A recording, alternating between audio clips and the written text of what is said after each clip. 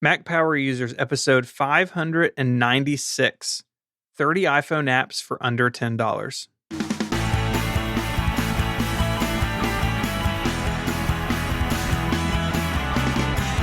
Hello and welcome back to Mac Power Users. My name is Stephen Hackett, and I'm joined as always by my friend and yours, Mr. David Sparks.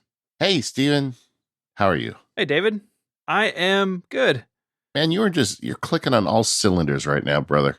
You got your new studio growing out. You know, we talked about that on More Power Users last time. Where now you've got a calendar out. Congratulations on your very first Kickstarter campaign. Thank you. Good for you, man. Yeah. The Kickstarter campaign is interesting. I've never had one. I spoke to a lot of people who do a lot of them.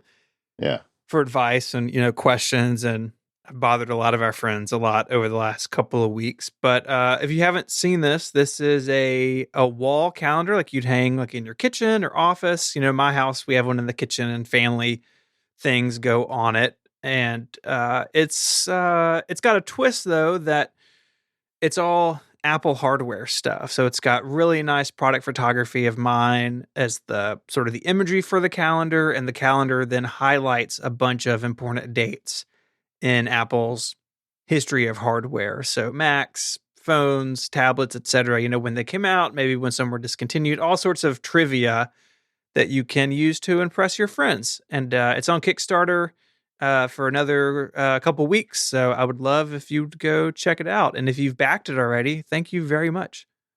Yeah.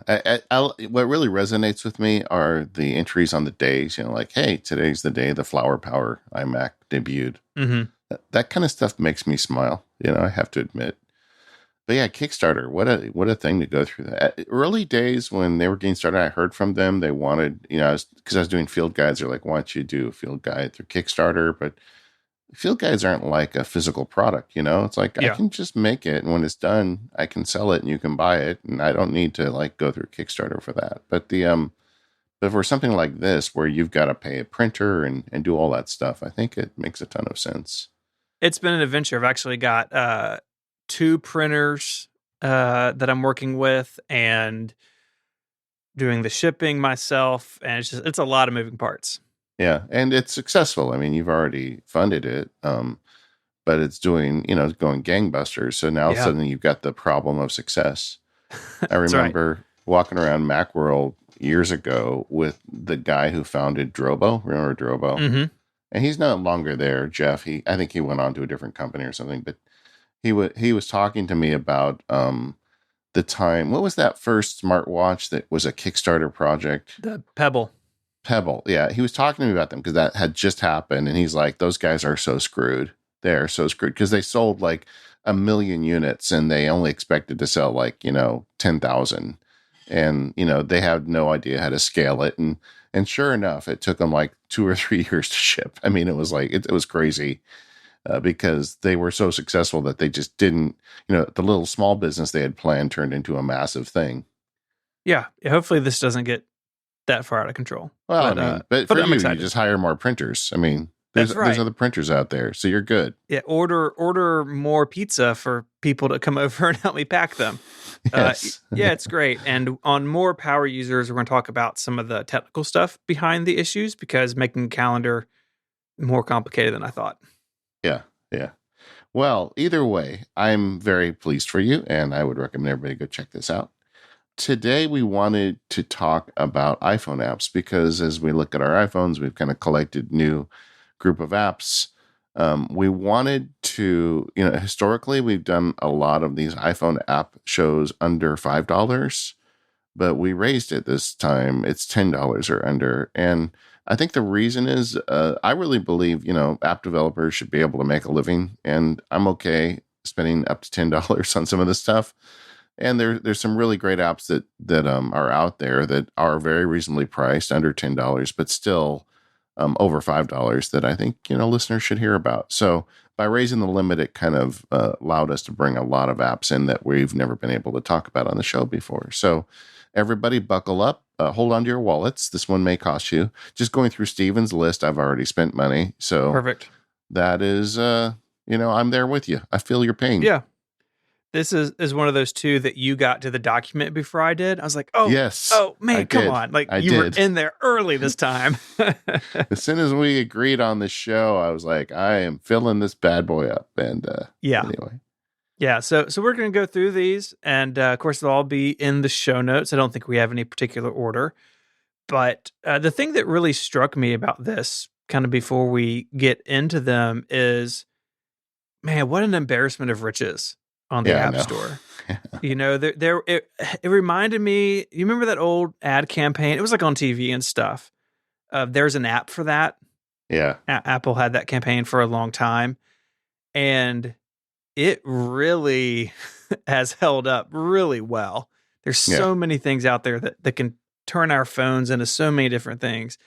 In a way, calling it a phone doesn't even make any sense anymore. But anyways, that just struck me this time around. Yeah, agreed. And the other thing that has really evolved over the years is there were always niche category apps, but the market has matured to an extent where almost any niche you can think of, there is a really, at least one really high quality app. Whereas in the early days, there were a lot of niches that had, you know, okay apps, not great apps, but they had an app that there was an app for that, but the campaign wasn't, there's a great app for that, and Yeah, it feels like now it almost is, there's a great app for that. Almost every little weird category I can stumble into, I can find an app that's pretty remarkable.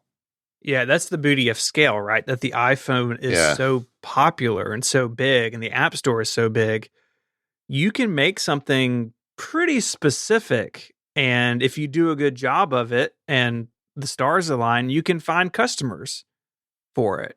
Back, to your point, in those early days, 2008, 2009, maybe there were only two note taking apps or three that were worth looking at. And now there's so many, but they all have their own point of view and different feature sets, and they compete in different ways. And as consumers, we win in that because we have more options, but you do kind of have to weed through things at the same time. All right. Well, I'm going to start with health related apps. Is that Okay. okay? Can I do that? Because I've, Yeah, let's I've do got a that. few on my list. And the first one I would like to point out is the oldest app I'm recommending today. Okay. It's called the Samsara Meditation Timer, Samsara. And this is one where this has been a great app for meditation for years. I've used this, I don't know, at least 5 years. I got it early when it had first released, and there's a bunch of things out there for meditation. Like if you want to do, the apps where they talk to you and teach you how to meditate and everything, they're out there. But this thing I love about this app is the simplicity of it. It's a black screen with a circle that fills in as you do your meditation, and it has excellent gong chimes. Like, I first learned to meditate in a meditation center where they had the gongs, and actually kind of it helps my brain. The noises help trigger the mindset because I'm just a, barely evolved monkey, and that works for me. So they got great samples of gongs. It's $7 and it's not a distraction because even if you look down at your phone, all you see is a black screen with a little circle that's slowly filling in. Hmm. But they've got very, like, if you've done meditation, like it's got intermittent gongs, it's got like all the stuff that you would want. That when I first learned to meditate, there was like a person there that did those jobs. Whoever made this app has been through the process, so that solves all the problems. It stays out of my way, and it just keeps working. I can't get over that this app keeps working. I don't think there's a lot of development being done on it.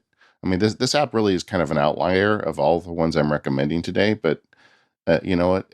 I've been using it this long. I felt like it had to make the list, and it's under $10. So I would recommend checking this one out. If you've been doing, like, if you've listened to us and said, "Oh, I'm going to go down the road and get one of these," they have like, what's the one you use? I like Headspace. Yeah, Headspace. And then, but I have another example on the list today Okay. that we can talk about. Well, for instance, Headspace is a good one, but it's like $100 a year, Yeah. and they teach you how to meditate, which is awesome.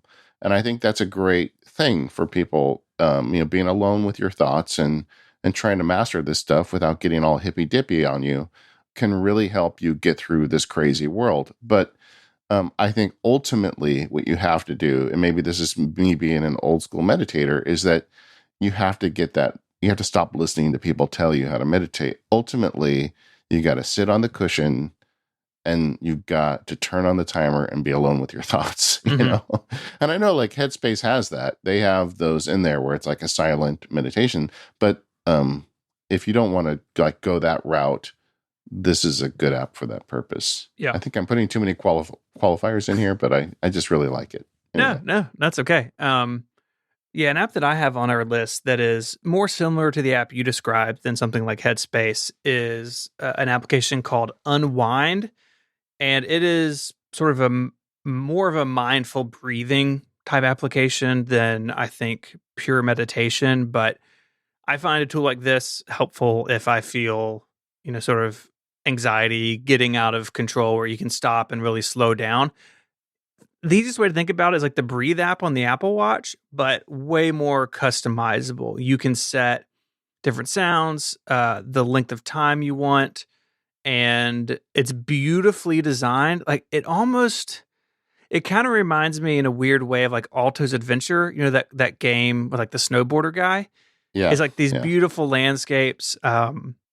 Anyways, Unwind is one that I've liked for a while. It's free. It has an in-app purchase to sort of unlock everything, but it's definitely in the, I think, sort of the same camp while we talk about these mindfulness apps. Yeah. It looks really pretty. I'm looking Yeah, at they it did a right good now. job. Yeah. Nice. Yeah. See, mine, the recommendation I made is super boring, but it's kind of perfect for me Yeah. for that purpose. Another health related app for me is Sleep Plus Plus. It's the Yes. sleep app from our friend David underscore Smith. I have really one of the things I did throughout the pandemic was get more serious about my sleep. I felt like I was kind of getting in the habit of staying up late and waking up too early, and I read a couple books about sleep and health, and realized that this is like one of the easiest ways that that we really doom ourselves is not getting enough sleep. And it's interesting when you look into the science of it and they do testing on people. When you are sleep deprived, you're just not as sharp as you think you are. But the interesting thing is your brain tells you that you're doing great. You know, um, it's almost like being drunk if you go long enough. It's like, and if you like, I read like if you're sleep deprived, like an hour or two for a week, it's almost like staying up all night by the end of the time you get through the end of that sleep deprivation. And I noticed it in myself. Like there are periods of time during the day where I just can't focus, and quite often it would relate back to sleep deprivation. So, with the update to the Apple Watch, I started really making an effort to sleep 8 hours a day. And even if that means sometimes I stay up late with the kids and my wife, I'll just sleep in the next morning and plan my day accordingly. I get more done if I sleep until 7 or 8 than I do if I sleep 6 hours. So I've been very careful about that. The problem is the Apple Watch app. And here I'm getting to the app recommendation. The Apple Watch app, the built in sleep stuff is okay, but it really doesn't give you much data. And Sleep Plus Plus is a great way to do that. It's made by a friend of ours, admittedly, but also somebody who I know is very conscientious about his apps and keeps them working and keeps them up to date. And it's not the prettiest of the sleep apps, but for what I want with it, give me good data about how I'm sleeping. I don't think there's anything better. And this one is a free download. And if you want to unlock the ads, it's $2. For the full feature version, it's $2. So Hmm. that was a very easy purchase. I almost felt guilty just paying $2 for it. But I've been using that one throughout the pandemic, and I'm really happy with it. Yeah, I really like Sleep Plus Plus. I don't sleep with an Apple Watch on, but I do nap on occasion. So if I open Sleep Plus Plus, like I just did it while you were speaking, and it's it's a bunch of naps, which is kind of funny. Yeah, yeah. Yeah, Underscore does a really good job. In fact, I have another one of his apps on my list called Pedometer Plus Plus, which takes the information from the motion sensor in your watch and your phone and works to combine them in a really nice looking fun step counter. And all of Dave's stuff syncs with Apple Health. So if you use other apps or Health Kit, can all kind of go into that same data repository together. But Pedometer Plus Plus is really nice. You can set goals. It has a really nice set of widgets so you can see how you're doing with your goals just right on your home screen of your phone. Yeah. And monthly challenges. He's really built this out to be much more than just a step counter over the years. And I think it's pretty sweet. Yeah. One more health related app for me is, I've come public on this show, just I don't know if you noticed in the last 6 months, and just told people because I have tinnitus and it's bugged me for years, but I didn't want to talk about it on the show because nobody wants to hear somebody complain about stuff. But, just kind of, it has kind of affected the way I use my devices. And one of the things I'm always doing is looking for background noise. And I just really fallen in love with this great app called Dark Noise. And this is an example of, there were a bunch of these niche noisemaker apps, and they all had terrible UI, and they Oh, all were yeah. basically like the minimum viable app for noise. You click on it and you could make it play the sound of a windstorm, but that's about all you could do with it. Whereas Dark Noise is an app where, the developer truly is invested in the platform. It's got, it's got shortcut support, so I can trigger noises by shortcuts. It's got, just a beautiful interface. It's got widgets. It's got, everything that Apple wants developers to do. This guy does. He just made, I believe it's a Catalyst version of the app, so now it's on the Mac too. And that app is a constant companion for me. And, I play the rainstorm. I almost play, there's like one noise I play like 90% of the time, but it's a good sounding rainstorm. It's on a loop. I can't hear the loop. On some of them, like you can actually hear where the loop hits, and I don't hear it on this one. So that thing is always playing. And I think that's kind of health related for me. So I'll recommend that one. You can get Dark Noise for $10. And it's on all platforms. So he has Yeah. brought it to the Mac recently. It's a great Mac app. It's really beautiful. Yeah, I second everything you said. I even forget what I used to use for white noise, but the UI was terrible. Like it was so bad. And this is beautiful, and it syncs with iCloud. So if you mark noises as favorite, so you mix custom noises, they all sync around everywhere you are. Yeah. The developer's name of Dark Noise is Charlie Chapman, and he was a guest on Automators episode 46. And he did this kind of as a hobby project just to see if he could make, an iPhone app. He had no intention of it blowing up the way it did. And it's kind of turned into a career for him. And, this is the kind of story I love to hear, where somebody just does something really well and they find their little corner of the app store. And Hmm. this is somebody you can feel good about supporting. So Yeah. if you'd like to hear more about the backstory of Dark Noise, go listen to Automators 46. I'll put that in the show notes for people. Sure. I've got two more health apps.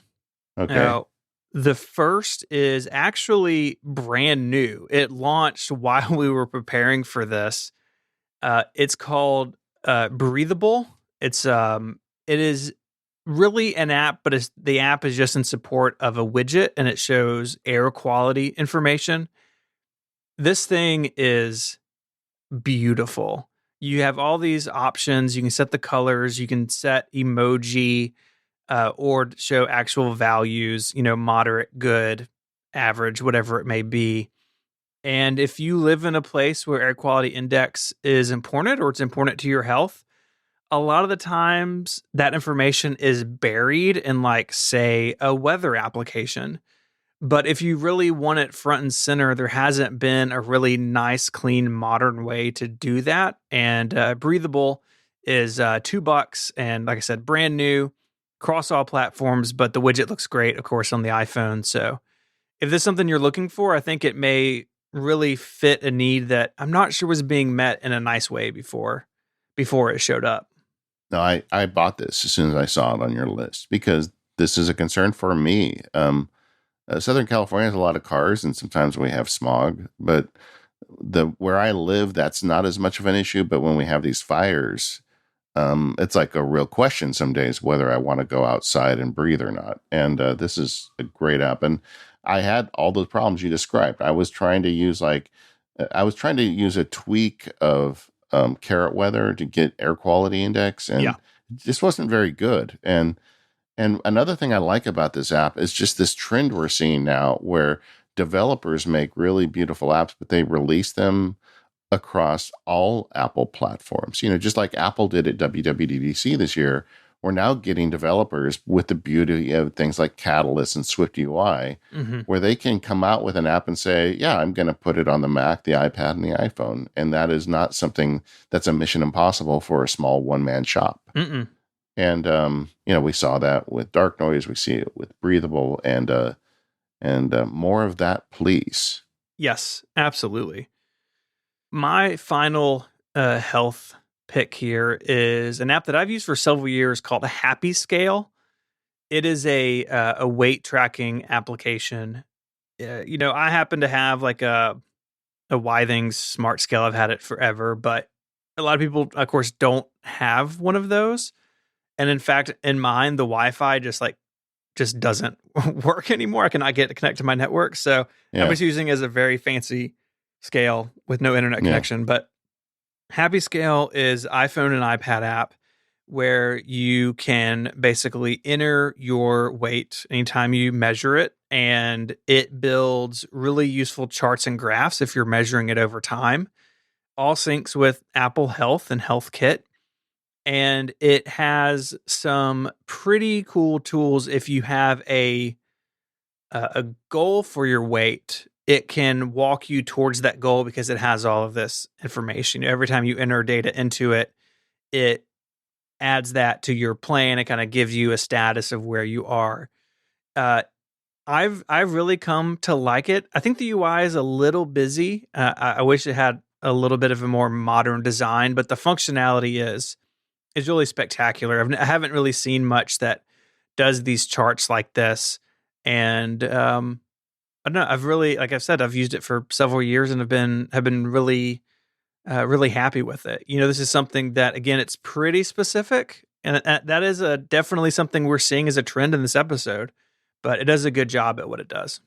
Yeah. And honestly, you can type your weight into the health app. You can Yeah, directly enter it, but it's not very like friendly. I mean, you've got to go in, you got to find the category, then you got to hit the edit button. There's a whole bunch of stuff you got to do.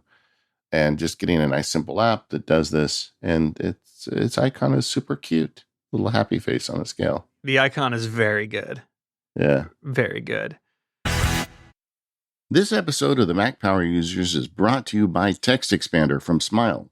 Go to textexpander.com/podcasts and let them know you heard about it on the Mac Power Users and get 20% off. Text Expander removes the repetition out of work so you can focus on what matters most. With Text Expander, you can say goodbye to repetitive text entry, spelling, and message errors, and trying to remember the right thing to say. When you use Text Expander, you can say the right thing in just a few keystrokes. Better than copy and paste and better than scripts and templates, Text Expander snippets allow you to maximize your time by getting rid of repetitive things you type while customizing and personalizing your messages. But let's be honest, we're all sitting at our Macs all day, working and typing, and we all type the same thing over and over again. That's why Text Expander is so handy. It makes it really easy to capture those things when you type it into a snippet that you can use in the future. And you can add automation and Apple scripts and all kinds of powerful tools. But the main thing is, once you type it, once you catch yourself doing that, typing the same thing again, you just type it one last time. It feels so good. You type it the last time, you capture it into Text Expander, and in the future, Text Expander will handle it for you. And that's why I love this app. So you don't need to become a dumb robot retyping the same thing all the time. Use Text Expander, let it do it for you. Text Expander can be used on any platform and any app, anywhere you type. Take your time back and increase your productivity. And best of all, show listeners get 20% off their first year. That's right, 20% off. Go get it. TextExpander.com/podcast is the URL. Let them know you heard about it on the Mac Power Users. Go sign up today. All right, let's talk about productivity a little bit. And Okay, one I'd like to feature is Timery. This one is a subscription at $10 a year. So I'm cheating just a little bit, that's okay. But it is a very worthwhile subscription. So if you are into time tracking, you have heard about Toggle because all the nerds talk about it on the podcasts because it's just a great little service.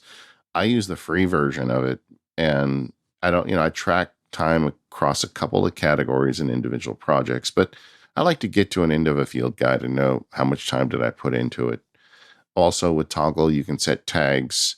When we talk about this on the Focus podcast quite a bit, but I believe in with this thing I call moving the needle. Like when I look at my day, there are some things I do that I need to do, answering email and paying bills and things like that. But then there's things I do that move the needle. For me, moving the needle stuff is like getting a client project done or, recording a podcast or a field guide.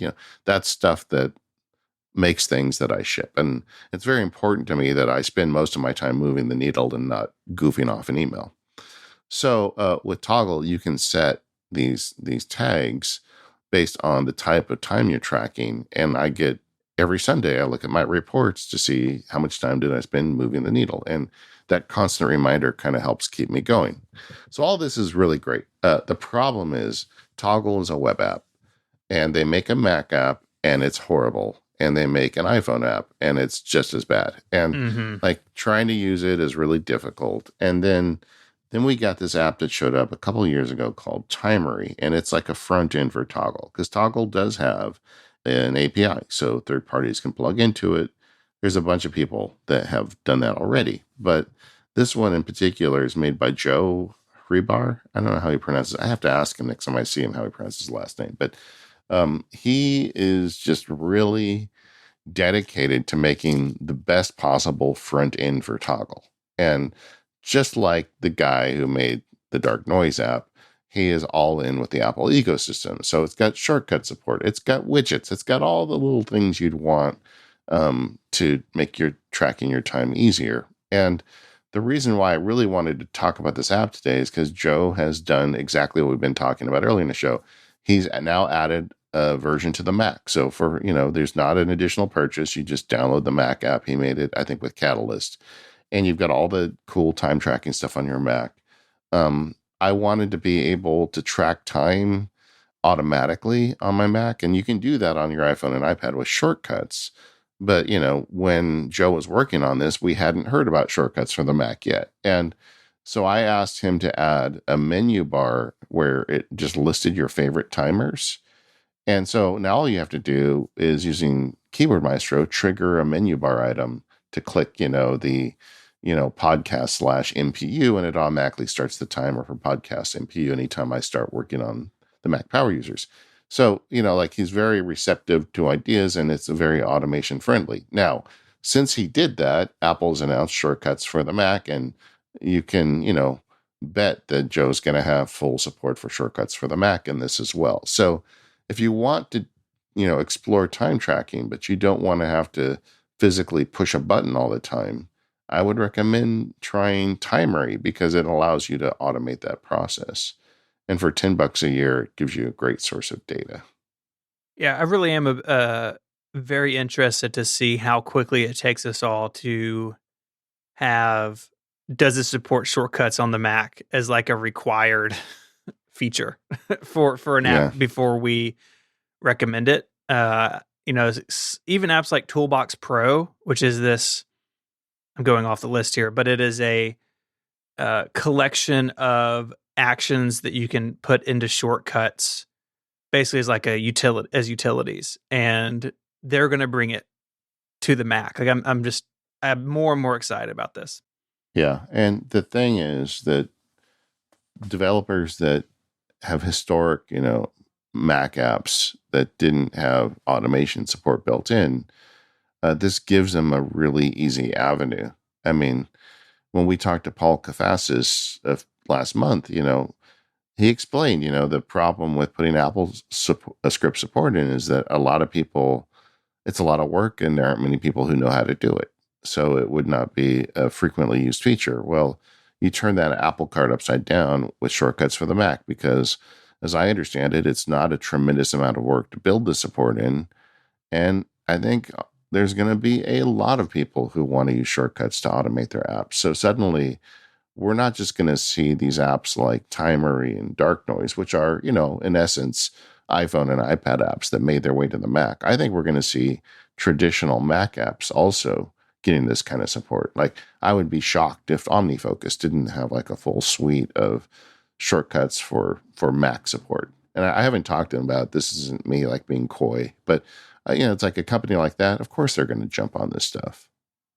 So in the productivity section, I'm going to go with an application that we've talked about before when we talked about RSS, but it is so central to how I use my iPhone for work, and that's Reader 5.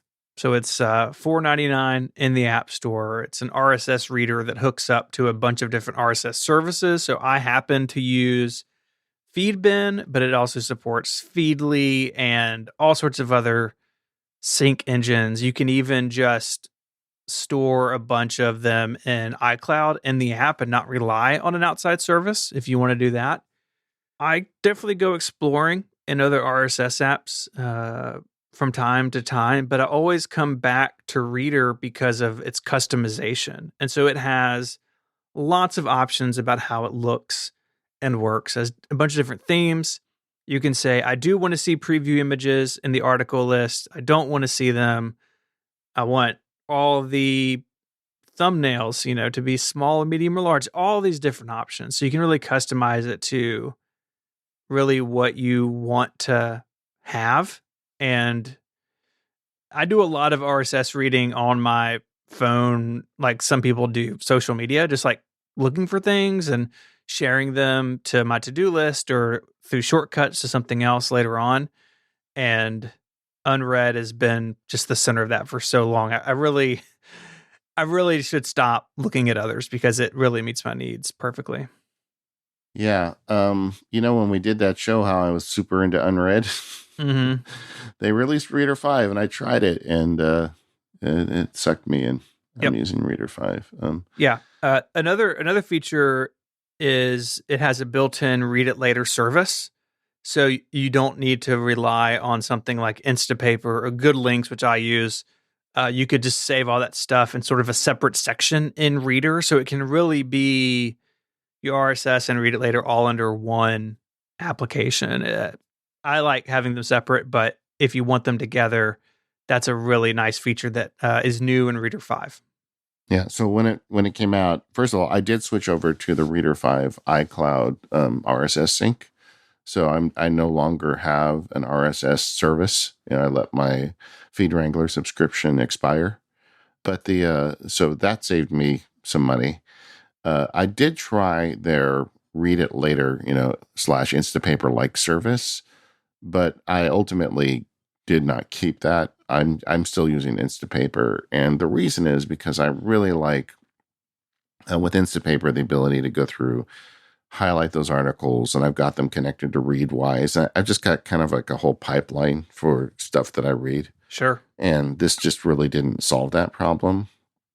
So I tried it for like a couple of weeks, but ultimately I went back to Instapaper, and I'll be holding on to that subscription. But yeah, and have you tried? They've got this like speed reader view where they like bold random letters. Have you tried that view? Yeah, it's called Bionic Reading. It's actually like this whole system. I tried it when it first came out, and I didn't feel like it really sped up my reading, but I'm a very quick reader anyways. What about you? Has it made a difference for you? I've got it turned on, and I've got to the point now that I don't even think about it. I don't know that it makes any different, though. I don't know. Hmm. I guess there's science behind it, though. Yeah. I don't know. They say there is.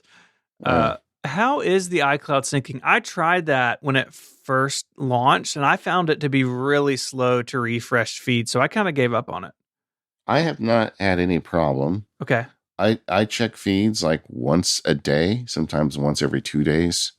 So I don't like jump into it multiple times a day. So that may maybe that affects it. If you use it frequently, it's not as good. But I have not had any problem. I would recommend just loading it up. I mean, it doesn't cost anything to throw some feeds in there and see how they do. But I've just not noticed any issue with it. It doesn't seem any different to Feed Wrangler for me. Okay. One reason I like Feedbin is they have a feature that you can send newsletters to it. So like say I sign up for the Max Sparky newsletter, Yeah. instead of giving you, you know, my email address, I would give you this sort of secret Feedbin email Yeah. address. And so I have a folder in my Feedbin accounts that syncs to Reader called newsletters. And that's how I read newsletters. I just read them in line with other articles. And I actually really like that. Yeah. So the way I handle that, Instapaper has like a magic email where you can forward emails to it to Mhm. add it to your Instapaper. And I made a Keyboard Maestro script that just like if there's an email that comes in that's a newsletter, I just hit Control I, Okay. and then it creates an email. It creates a forward and sends it off, and then archives the email. So it does. I kind of like made a UI scripting method to do that, but to each his own, right? I mean, I that's fine, but I just didn't see a reason to pay for an RSS subscription when it's working fine inside my reader itself. Mhm. It's not a lot of money to have an RSS subscription, so if that feature is really important to you, then go for it. Yeah. Yeah, Feedbin is cheap, and as are the others. I mean, and my workflow on that has really, I mean, we kind of talked about this on that RSS show, but I think even more so than when we recorded that show now, because with Reader 5, you can send something to Instapaper by just swiping from right to left if you set that in the settings.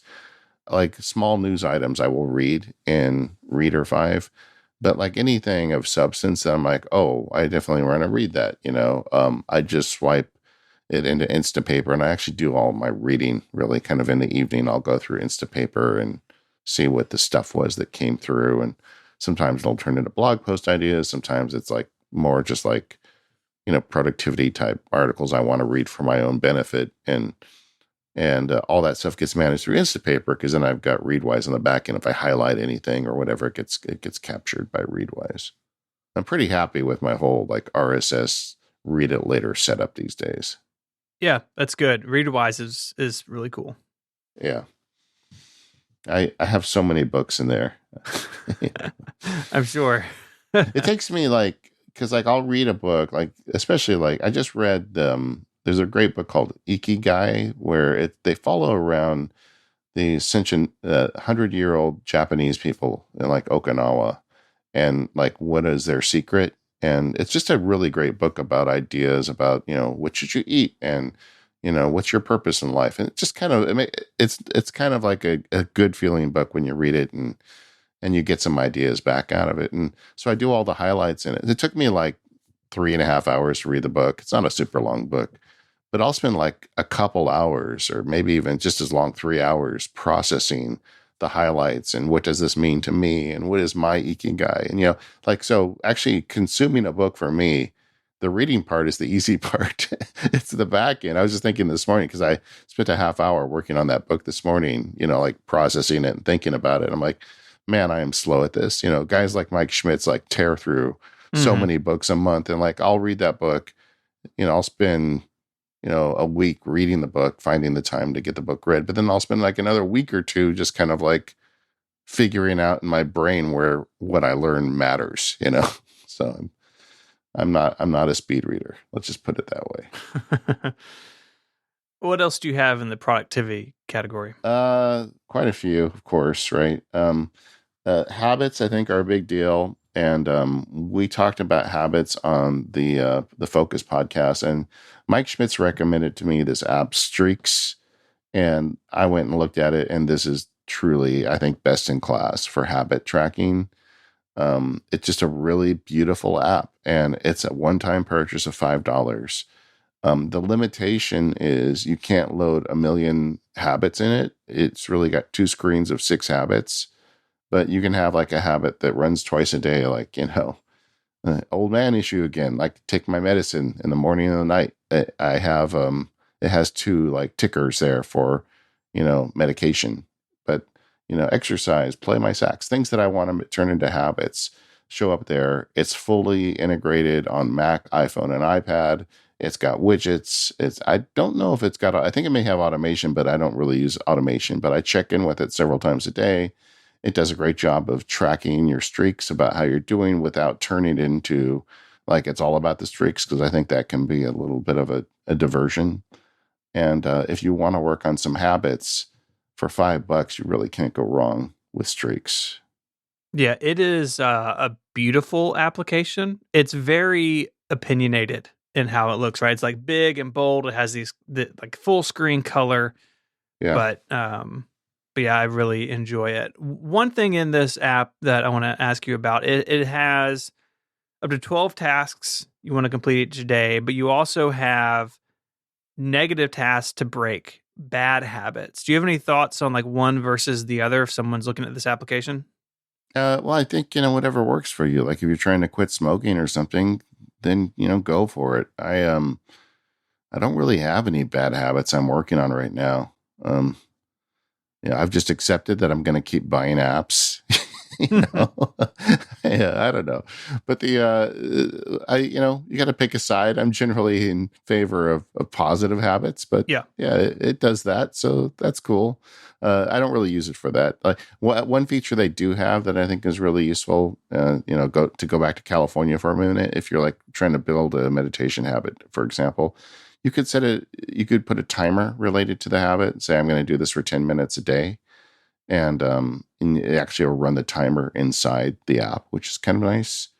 I really like these apps where you can tell the developer has thought through, how is the user going to do this every day, and how can I make them delightful, feel delight when they use the app. And Hmm. this is just another example of that. And honestly, that was a big turnoff for me. I was looking at an app called Productive at one point, which allows like unlimited apps. It's really pretty too.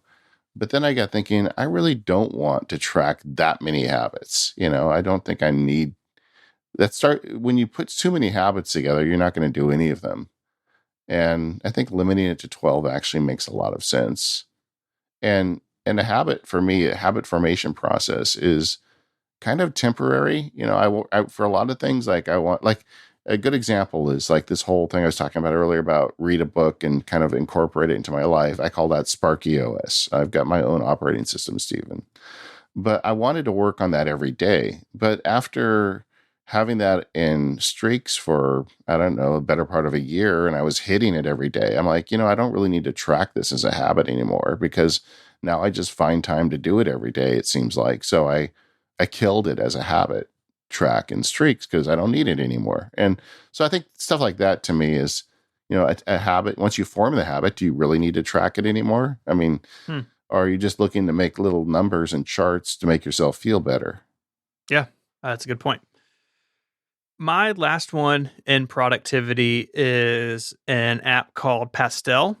It's by our friend Stephen Trout Smith, and it is again, universal application, Mac, iPhone, iPad, to create and save color palettes.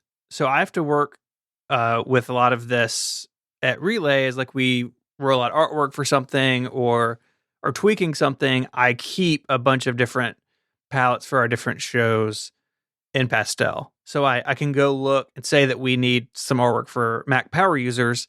I can go there and see, okay, what color is the green? What color is the dark green? Unconnected, what color is the orange or the red or the yellow, whatever it may be. And it's just a really simple way to keep up with those. But the design of it is really incredible. For an application that you store colors in, the UI really has to be pretty simple, or I think you would find it all very overwhelming. And Steve did a really good job with that.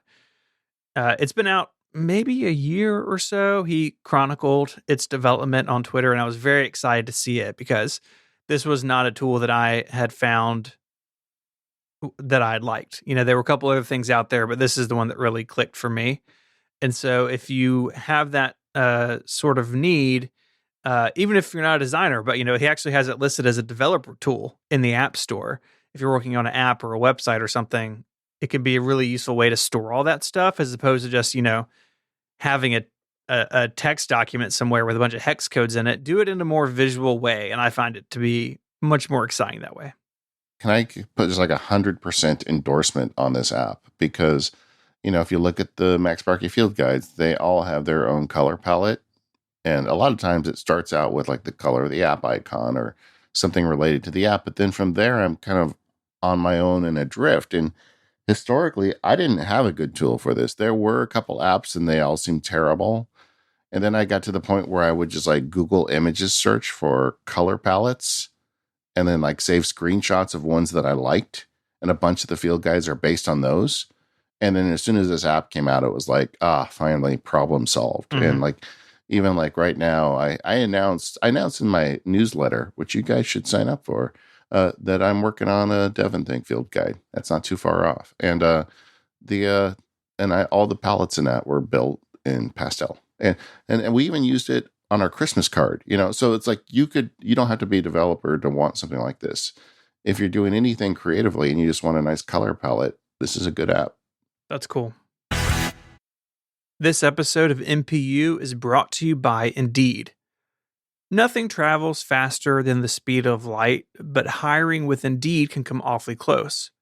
When you can't wait to find great talent, you need Indeed. When hiring gets hard, you need Indeed, the job site that makes hiring incredibly simple. Just attract, interview, and hire. In fact, with Indeed, you can do all of your hiring in one place, even interviewing. Don't just hope your perfect candidate will wander in and find you. Indeed's hiring tools help you cut through the noise to hire faster and smarter. In fact, Indeed Instant Match provides a list of quality candidates whose resumes are on Indeed the moment you post a sponsored job. And Indeed Instant Match helps make a short list of great candidates quickly. The moment you sponsor a job to get a list of quality candidates whose resumes on Indeed match your job description, then you can invite them to apply right then. I've done a bunch of hiring in my day. It's a really hard process. It's really important to hire the right person. And sorting through a bunch of resumes, hoping someone good will come across your desk is not the way to do it.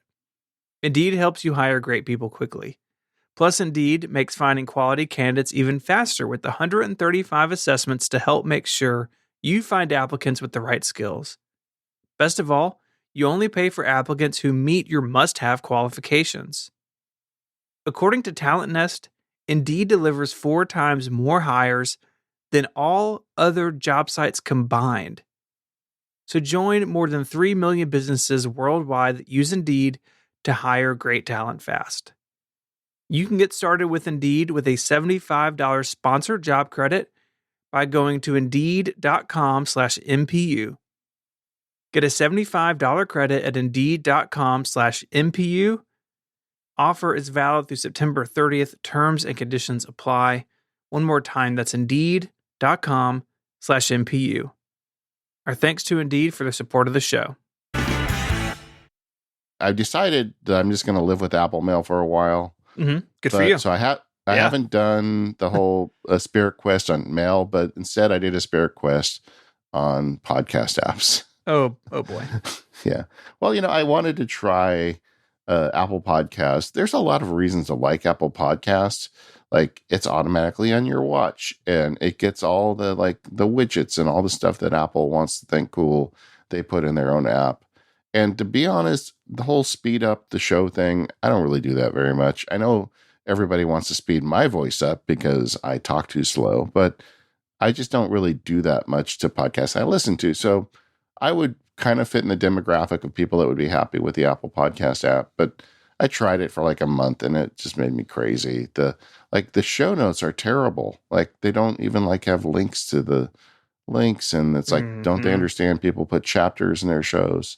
At least we do. And so I went and looked at, and I had been using Overcast, but I didn't want to just use Overcast because, it's made by my friend. And I'm like, I'm just going to, I don't want to just use it because it's made by my friend. I want to use the best one. So I went out and tried several other third-party apps. And after all of this time, I'm back to Overcast. So here I am. Yeah, that's how it goes, man. Yeah, the Apple Podcast app, there's a lot of behind the scenes changes going on right now. We at Relay have had issues with our show notes. I've done everything that they have told me to do. like to the feeds to make the links work, and they still only work about a third of the time. The Apple Podcast app's having a rough time right now, and I feel for those those folks working on it. But there are a lot of good third party alternatives. Overcast is what I use, but Pocket Cast and Castro are also really good. I use Overcast really for the smart speed. So I listen at 1x, but I turn on smart speed so it intelligently and smoothly cuts out silence. Not in a way where a sentence sounds wrong necessarily, but in a way that it just compresses the silence, proportionally. So I like that. I like that I can upload files to it via the web. Now, Castro, you can do it directly on iOS, and I wish Overcast had that feature, and I think it should. But you can upload from the web, and I do that pretty often, like for special projects or even for just one-off stuff that I want to be able to listen to, but I don't need to upload anywhere public. I can just send it to my Overcast account through the web, and it's not the prettiest app out there. I think it actually needs quite a bit of design work, but for functionality and for speed of syncing and how quickly it notices new things in the feed, it's just the best thing out there. I mean, Marco was so good at that back end infrastructure stuff. It really comes through in in Overcast. Yeah, I do wish he had a widget for it, because I've so much focused on widgets these days. But the smart speed I do keep turned on, but I actually like the way it presents the shows for whatever reason that kind of jives with my brain for what I'm expecting. Mm-hmm. And I've got playlists based on, you know, spirituality and technology and different categories of my life. So if I just want to hear something in one category, I click it and it comes up. And I also think that the Apple CarPlay thing integration is pretty good with it too. So I just generally like and his settings. I'm just kind of rambling, but his settings are very good. Like if you want to set how long you can skip back or skip forward, I just all the stuff that's kind of important to me. It looks like he's already like hit, but I would like to see him get more. I would like to see him go the route of dark noise and timery and like get more compliance with some of the Apple stuff like the widgets and I'd love to see a version on the Mac too. Yeah, right now it has just the iPad version, so it's available to Apple Silicon Macs, but here on my Mac Pro, I can't run it, which is a bummer. Yeah, Yeah, I think there's some real catching up he needs to do, but I think even with that said, it's still what I prefer. And I do the same thing you do. I check them out. I have them all on my phone because as the owner of a podcast network, I need to make sure our shows work in a bunch of different apps. yeah. But when it comes for me to listen to something as a consumer, Overcast is where I go. And it's been on my home screen since it launched, whenever it was, 6 or 7 years ago. Yeah. Well, my home screen doesn't have any apps on it at this point, except for a few in the dock. But whenever I go over to the app library, it's always on top. I can always launch it from there because I listen to enough podcasts. I haven't really figured out the best way to launch it. And then I've got shortcuts that I can launch it with too. So I'm still figuring out with the best uses for it. I would like, I'm going to have to write Marco. I would like him. I think he's working on a widget. So hopefully that comes soon. That's something I would like. Yeah, he has said that on his podcast. So I do think that is coming at some point. All right. What you got? Oh man, looking through this, one I really want to mention because it's actually the newest. I think it's the newest on my list in terms of my own personal usage is an app called Parcel. It is a package delivery application. For years, I used deliveries, and it's a great app. But Parcel was recommended to me, I think, by Federico Viticci. But what's clever about it is that you can have it signed in to your Amazon account. So if something ships to you from Amazon, it automatically shows up in Parcel. And then, and I'm sure you've noticed this and other people have too, sometimes Amazon or some other online retailer will actually change shipping companies. So it may start out as Amazon, but then USPS is going to actually deliver it to your house, right? And Parcel can detect those changes and update your listing. So it's really smart about that. The design is really bare bones, and I actually like that about it. It's very stock looking, but it does a great job at this. It's got widget support. It's got the thing that Deliveries has, where if you have a tracking number copied on your pasteboard and then you go to add it, it's just automatically filled in with the carrier. So it has all that detection. It's pretty sweet. And for me, it has actually knocked Deliveries out of rotation. I've been using this now for probably a couple of months. It's free. There's a $2.99 subscription for a year, which I'm more than happy to pay, and it's pretty clever, especially if you're Amazon heavy like we can be in our house. How many of your packages do you actually track though? I mean, I don't really care with most of the stuff I buy when it shows up. Yeah, I mean, like right now, I've got two things in there. I've got a gift for somebody, and it's actually apparently been delivered today. And then I had to order a postal scale and printer for the Kickstarter. And so I have those two things in there. The Amazon stuff is just nice to know, but if I've got something coming for work or if I've shipped something for work, which is 99% of my shipping, I do like to know what's going on with it just so I can intervene if I need to.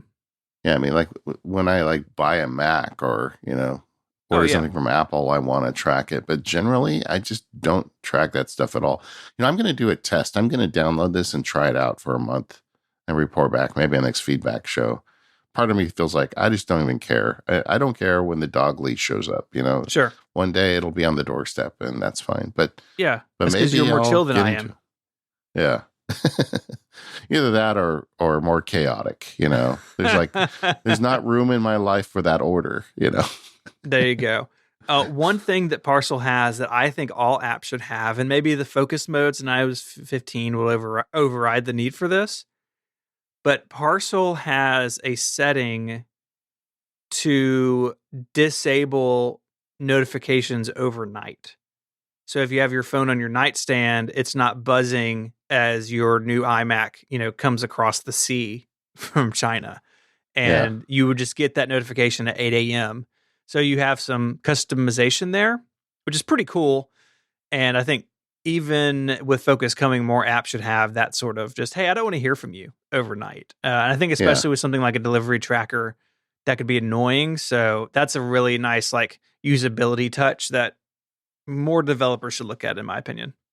Is there any reason I should be worried about giving them my Amazon data so they can track all my Amazon stuff? So what it does is it opens Amazon in a web view and you sign into the Amazon website itself.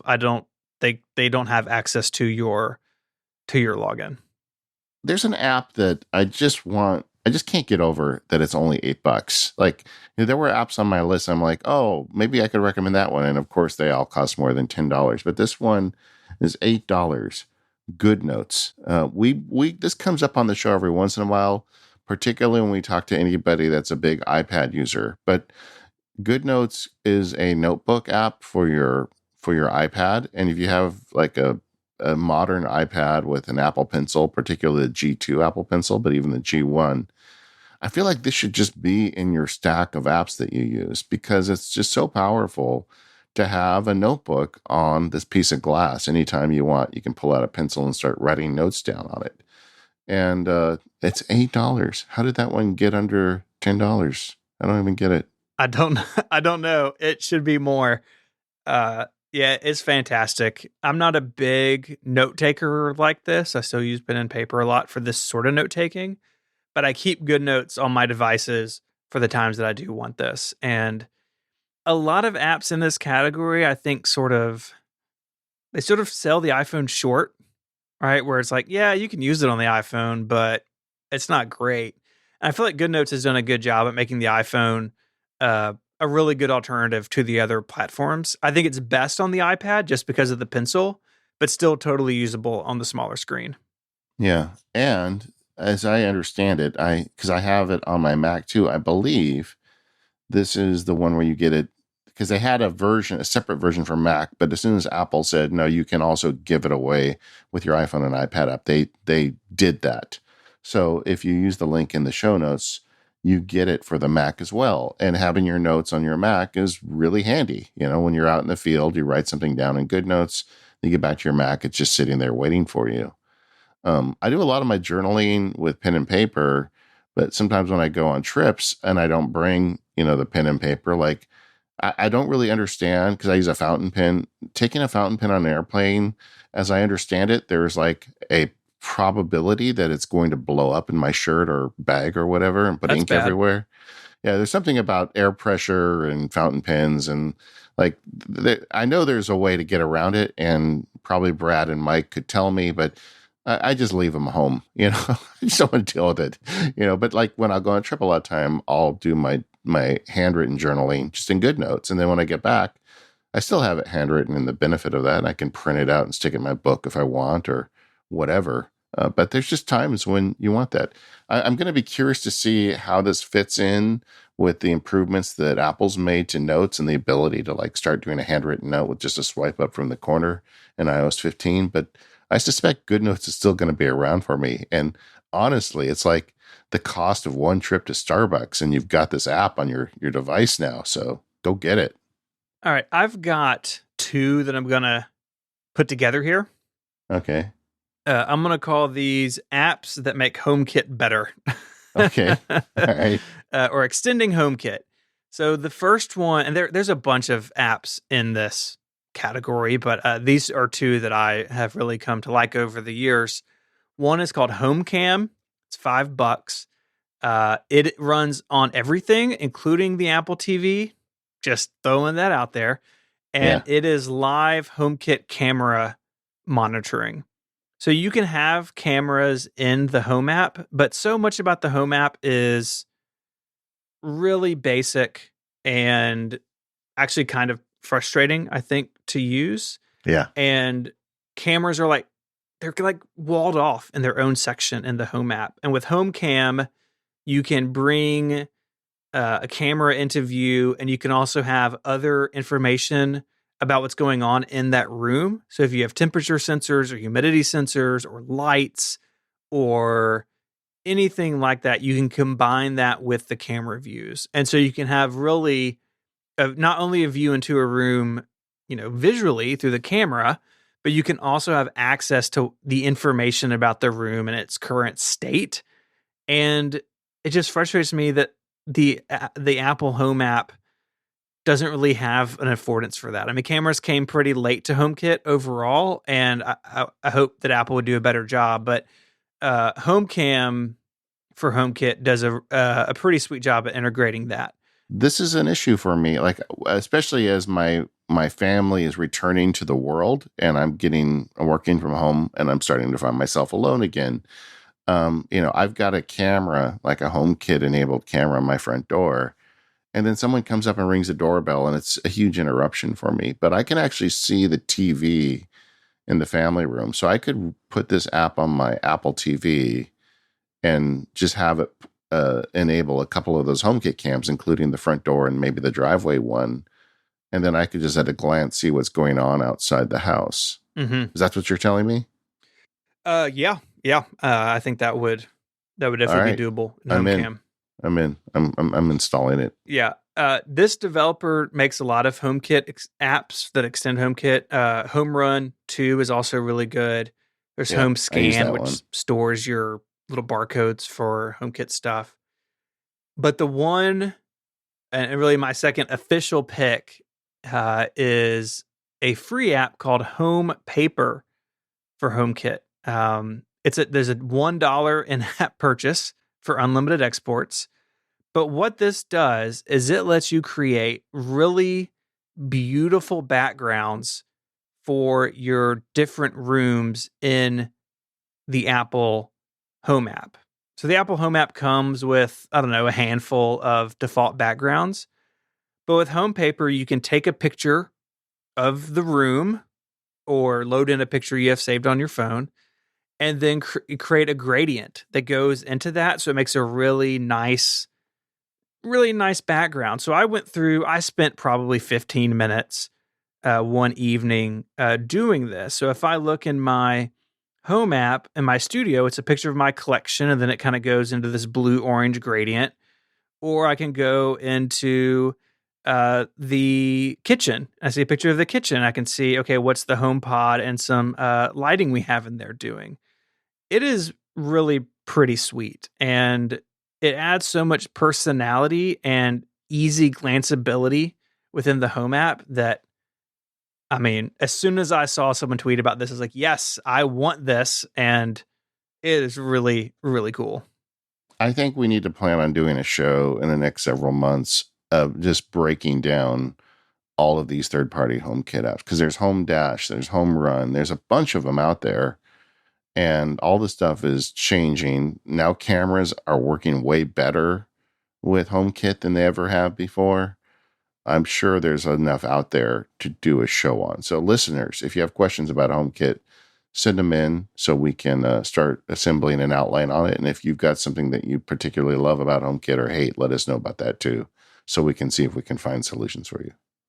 So is that okay, Stephen? That Are we sounds doing that? great. Yeah. Yeah, let's do it. Because there are like, everybody has a favorite third-party HomeKit app. I think we both need to like just spend a bunch of time with all of them and find out what works and what doesn't. This episode of the Mac Power Users is brought to you by Pingdom. Go to pingdom.com/relayfm and start monitoring your website performance and availability today. Get instant alerts when an outage occurs or a site transaction fails. Use code MPU to get 30% off. Today's internet users expect a fast web experience. No matter how targeted your marketing content or how sleek your website is, they'll bounce if a page is loading too slow. But with real user monitoring from Pingdom, you can discover how website performance affects your visitor experience, so you can take action before your business is impacted, all for as low as $10 a month. Whether your visitors are dispersed around the world or across browsers, devices, and platforms, Pingdom helps you identify bottlenecks, troubleshoot performance, and make informed optimizations. Real user monitoring is an event-based solution, so it's built for scalability. This means you can monitor millions of page views, not just sampled data, and at an affordable price. Get live site performance visibility today with real user monitoring from Pingdom. Go to pingdom.com/relayfm right now for a 30-day free trial with no credit card required. When you're ready to buy, use code MPU at checkout to get an awesome 30% off your first invoice. Thanks, Pingdom from SolarWinds, for your support of the Mac Power Users and all of Relay FM.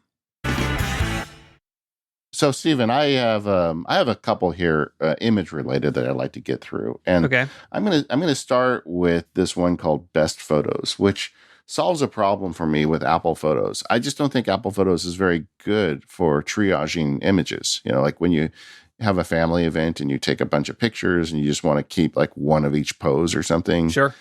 It's hard to like figure out what's the best one, and you got to flip back and forth. Best Photos lets you put them on the screen at the same time, and it uses swipe gestures to trash a photo. If you don't like it, I think you swipe to the left. If you go to the right, you favorite it, and if you go down, you go to the next photo. It's just a really, kind of well thought out way to do quick takes on photos, to go through and find the keepers and get rid of the bad ones. But it's been actively developed, and there's a lot of nice little touches in the app that I just think are great. And I use this always as kind of like the first stop when I have a family event to go through the pictures. It's $8, it's not too expensive and helps you with your images. So what is the workflow like? Does it go out and find photos that it thinks are duplicates, and you basically just tap the ones you want to keep, or? No, it looks at the recent, like you say, give me the recent images. Okay. I do it like we just had 4th of July, and I'll do it, and it'll go back and show me all the pictures like from that day. Okay. And then you can have it show you recently added or everything. You can also, it has built-in smart searches, so it'll look for similar pictures, but it can also look for exact duplicates. For Stephen Hackett, it's got the Stephen Hackett feature. It'll find just pictures that are not in albums. Mm-hmm. It'll find pictures that are missing a location, or like if it's got a weird date attached, like if it's a photo that has 1970 attached to it, where that doesn't seem to fit. So it does a whole bunch of stuff. It also can find accidental videos. Have you ever done that? Like you go to take a picture and you accidentally have it on video, and you shoot like 4-second videos. Oh yeah. It it's just a great, like I said, it's a triage photo app. And if you're the kind of person who pushes the button a bunch of times when you're taking pictures of family and friends or your dog, and you don't want to end up with all that garbage in your library, an app like this is golden because it allows you to just kind of get down to the keepers and throw everything else out. I should have included that in the Photos Field Guide in hindsight. I'm going to do an update of the Photos Field Guide, a free update after they release the new operating system. I think I'm going to add it because it's that good. Anyway, not too expensive. I think it's $8. And you get a free download, but $8 gives you all those additional features. Another photo app that I just love is called Touch Retouch. Have you ever used this app, Stephen? I haven't, but when I saw it in your list, I downloaded it, but haven't played with it yet. It's amazing because it just does, that Photoshop feature where you want to remove the background of something. Mm-hmm. It does that. It does that on your phone, and it does it very convincingly. So like if you've got a picture of somebody, and then you realize there's like a telephone pole in the background or something, you can remove it. We took my daughter and I went out to eat. That happens now. So there's like an outdoor restaurant we took the dog with us, and we're sitting in all the middle of all these people. And I took a picture of the dog, and she was leashed, of course, because we're out in the world. And then I used Touch Retouch to remove the leash and sent it to my wife and my other daughter. And they both like completely freaked out. They're like, where's her leash? You just take the leash off. It's okay. Touch Retouch. So it also works on like skin blemishes and zits and stuff like that. But what I really find it useful for is when you take a picture and you just want to do something to the background, and it's a $2 app. And it's like, this used to be a feature that you needed like a multi-$1,000 computer and very expensive Adobe software to do. And you had to have real expertise. Now you just load the app, you load the picture, and you smear your finger over the part you want to wipe out, and it's gone. Yeah, this is one of those things that I learned in college in like a Photoshop class. I was like, oh, great. Now it's just really easy to do. Yeah. And I know there's a lot of great photo utilities out there, but this is one that I really find myself using, just like, or like we'll go to Disneyland and take a picture, and then there'll be some weirdo in the background, and I'm like, I don't want that weirdo in my picture. Touch Retouch, and he's gone. And I think I had one more. Oh, Taylor is another one. This one's kind of a nerd niche product, but sometimes you want to take screenshots of apps that are bigger than the screen that you have to scroll down on. Taylor is an app that stitches them together. Like if I ever want to put up a shortcut, printout, I can do it with Taylor. So if you ever need to take a screenshot of more than just one screen of something that scrolls, Taylor is a great app for that.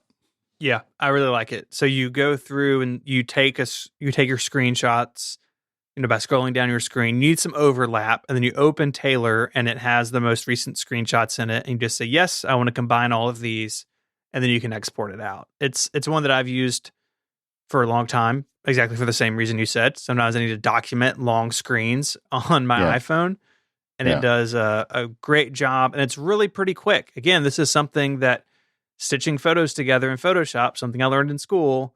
Now I just hit a button on my phone. $3.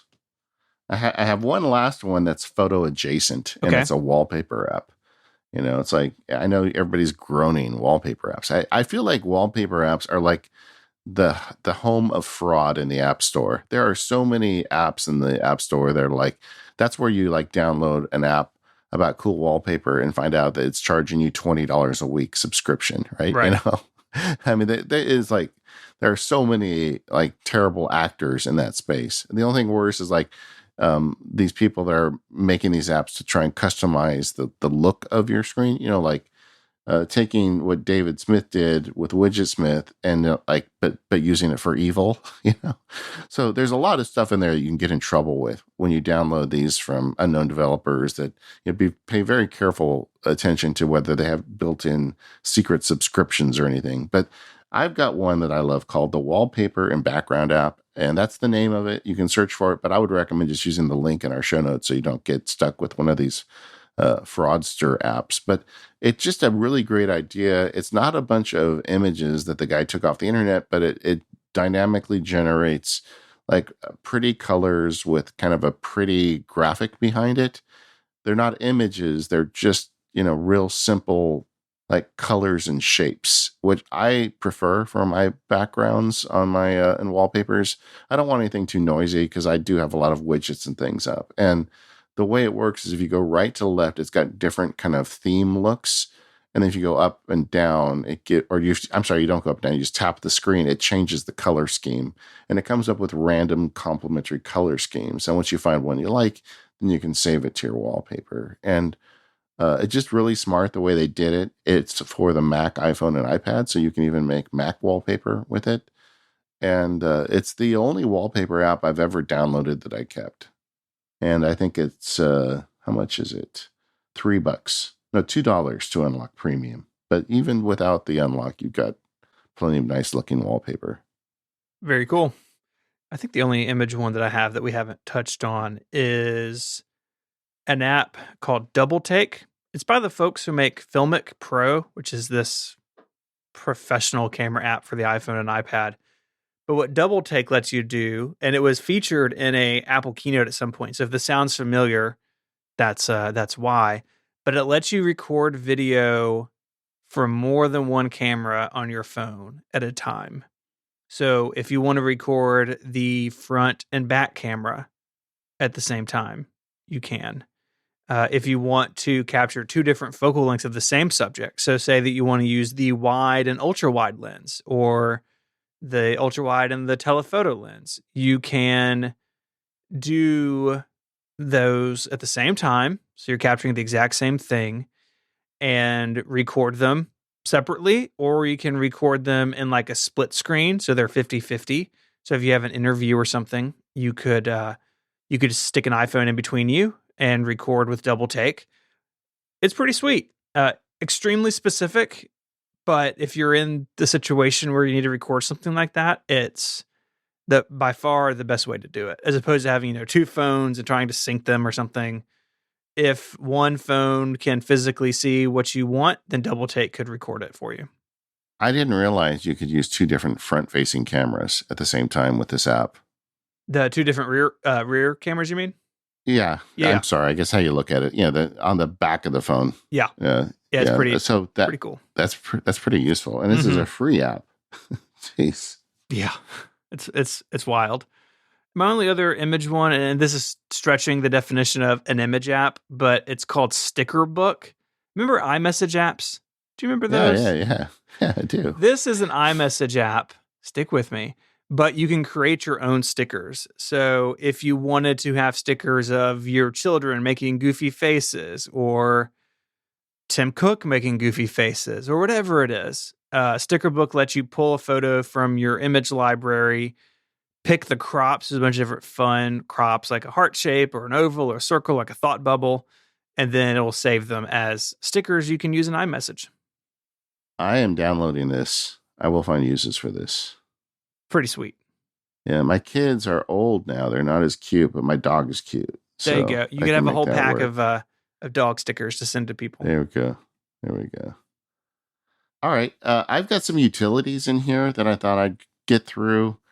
One is, this came up on the show with Sal Segoyan, Text Case. Yes. It's a $3 app. And if you deal with text at all on your iPhone or iPad, you should have this in your tool belt. It allows you to like remove the carriage returns or get all caps or do all the weird stuff you need to do with text. And this was something that was always the domain of the Mac for many years. Like all the mobile apps for this were terrible.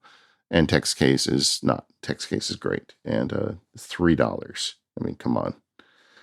Another utility that I would recommend is Alfred Remote. And we've talked about Alfred on the show quite a bit. I've become an Alfred devotee over the last couple of years because of, all the third-party stuff they have. And we covered Alfred recently on an episode of The Automators. And I didn't realize it till we were working on the Automator show, but there was a little thing in the settings, use it with Alfred Remote. And I'm like, what is that? And so I downloaded the app. I think it was $5, but it gives you like a full suite of tools to control your Mac from your iPhone or iPad. And there are other apps that do this. Usually they install some kind of server tool on your Mac. Alfred is a company, the developer is somebody I trust. I feel like they're trustworthy. So putting in the ability to like remote into my Mac and turn off the screen or shut it down is something I'm okay with through them. And it's a nice looking app, and you can go further with it than that. I usually just use it for just what I described, if I want to turn off the screen or whatnot, because my Mac is in a central location in the house, and I'll go up to bed and realize that the screen's still lit up. I can just pull out my phone and turn it off with Alfred. And for $5, that's pretty nice. That would actually make sense for you with your studio, really. If you went back in the house, you could go and turn things off without going back outside. Yeah, I need to check that out because I use Alfred as well, but I haven't played with the Alfred remote in years. I need to revisit that. Yeah, it's good. $5. In the utility category, I've got one that is maybe the most well-known application on this list because it's one of the most well-known applications for Period. iPhone users, and that's Widgetsmith. Yeah. Again, by our friend Dave. And Widgetsmith lets you make custom widgets for iOS and iPadOS. Has a bunch of different types. You have calendars and photos and time zones and on and on and on. This app absolutely blew up when iOS 14 shipped with widgets. It's free to use. There's a monthly in-app purchase of $2 that you only need if you need access to things like weather information, basically things that Dave has to pay for. Yeah. But you can build almost anything in it. It really kicked off this customization, really renaissance we're seeing, and he's just right in the middle of it. Yeah. Yeah. Which Apple completely ignored with iOS 15. Yeah, no real changes, unfortunately, but it's pretty sweet. Yeah. I've got a couple here. These are also a package deal related to shortcuts. And if you're interested in shortcuts, I would once again recommend my podcast Automators with Rosemary, where we talk about shortcuts almost every episode. But there's 2 third-party apps that I think are just really worth owning, no matter how deep you want to go into shortcuts. The first one is called Toolbox Pro, and Steven mentioned it earlier. And the idea behind this is the developer just said, okay, I want to think of all of the things that Apple should have included in shortcuts and didn't, and then I'm going to build that. And one of my frequent complaints about iOS is that it's really hard to add tags to files. And he has created shortcuts actions to add custom tags. So that problem is solved with shortcuts. Now, I still think Apple needs to solve it native to the iOS. But if I want to add tags with shortcuts, I do that with Toolbox Pro. And there's just a whole list of them in here. The app is all of $6. And it's just like adding a Swiss Army knife to your shortcuts. And there are several developers making apps like this, and I like all of them. Honestly, I bought them all. Shortcuts is my favorite, but I like the others too. But if you're just going to get one, I would get Toolbox Pro. And he's already announced that he's bringing it over to Mac once Shortcuts for the Mac ship. So, that's what I like to hear. The second one is Data Jar. And are you familiar with this app, Steven? A little bit, but not. Okay, so, it's not installed on my devices. Yeah, the problem with shortcuts is that there's no permanent memory for shortcuts. I guess this is the easiest way to put it. You don't have a global variable system. Like on the Mac, you can actually save data to your Mac's drive that the other apps can then access. That's the way computers work. But with shortcuts, it's one time. You generate data when you run the shortcut. Once the shortcut's done, it's all dumped out of memory. It's a security measure and a bunch of other things. Data Jar was made to give you a permanent location where you can put data, you can put your phone number in it or whatever. And anytime you want to call that data in a shortcut, you can get it out of Data Jar. So it's like permanent data for shortcuts. Okay.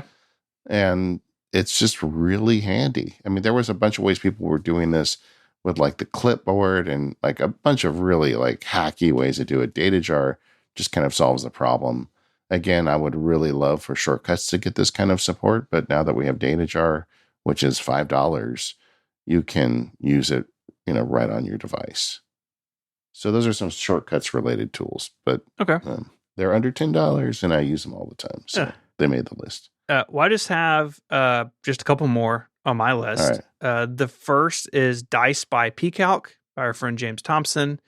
Yeah. It is a dice rolling app. So if you're playing a bunch of different types of games and you dice, you can have all sorts of different types. So 2 side, 4 side, 6, 8, up to 20, and you can customize the look and feel of them.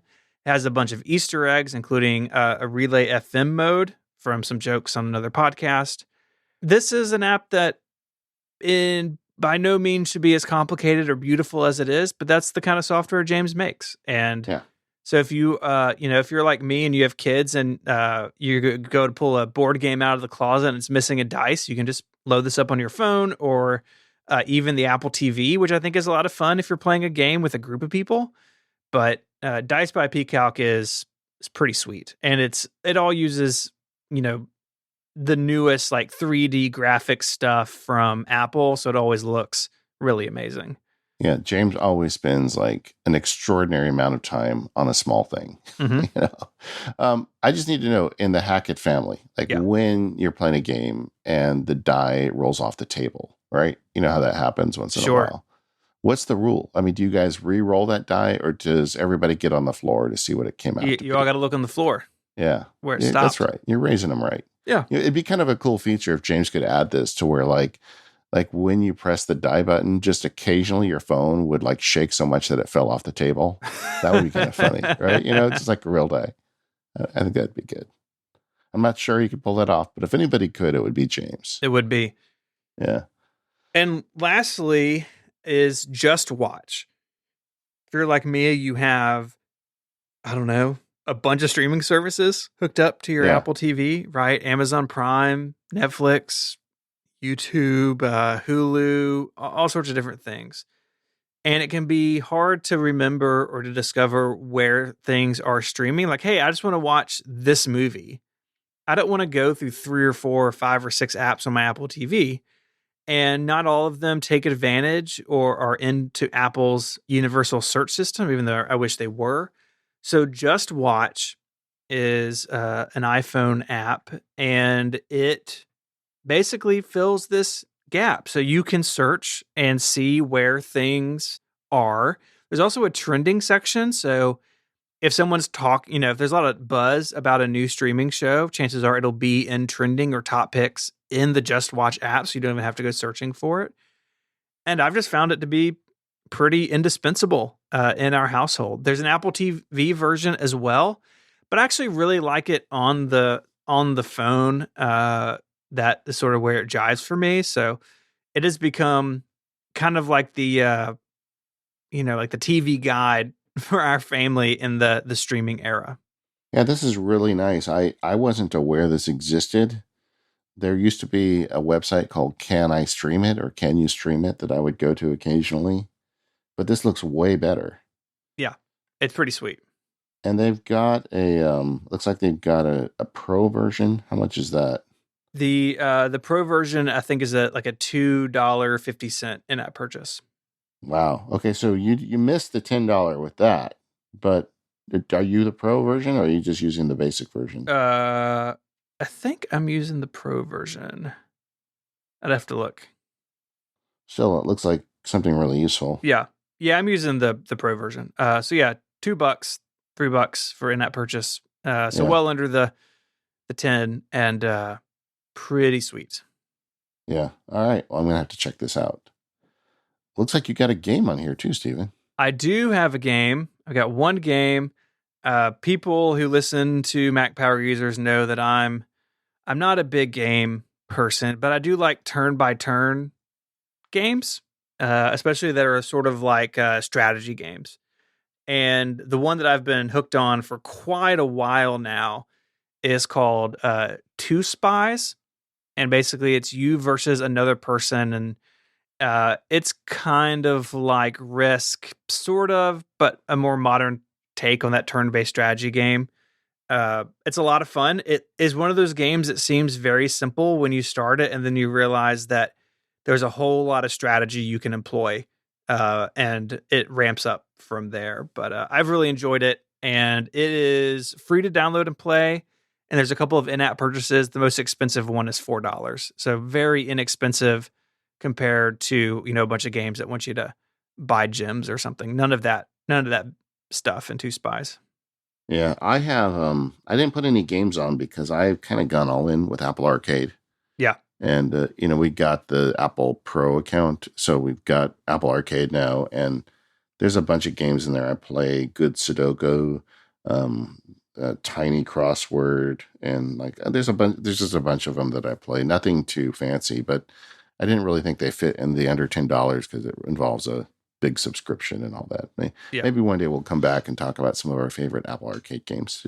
Are you doing any of those arcade games, or is it just Two Spies? A few, but they're all on the iPad, so they're not really in the scope of this. But I love that Apple is bringing back old classic iOS games and like funding them to be rebuilt or like updated to work in the modern era.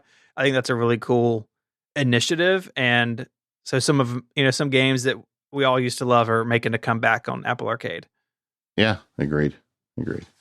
Well, gang, I hope we didn't spend too much of your money today. But I bought several on Steven's recommendation. Hopefully you found a few for mine. This goes up in the forum. If you've got, games or if you've got apps under $10 that you think other listeners should know about, log into the forum. Let us know what your favorite $10 game is. Maybe we'll add a few of them to the next feedback show. I really love just the general trend coming out of software these days in the Apple ecosystem, where so much of this stuff is not just iPhone, it's iPhone, iPad, and Mac. And that's true from Apple, and it's also true from third-party developers. More of that, please. And I think that's just one of the benefits of Apple Silicon. I think so too. And I think as time moves forward, we'll just see more and more of these apps just be everywhere, which is really what we all want. Yeah. And we're still in this weird phase where you can buy an Intel Mac and you can buy an Apple Silicon Mac, but hopefully that'll be over soon. I mean, the rumors keep coming. MacBook Pros, hopefully later this year, maybe a new MacBook Air next year. Who knows? Before we let you go, I'm tell you about another show here on Relay FM, and that is Material.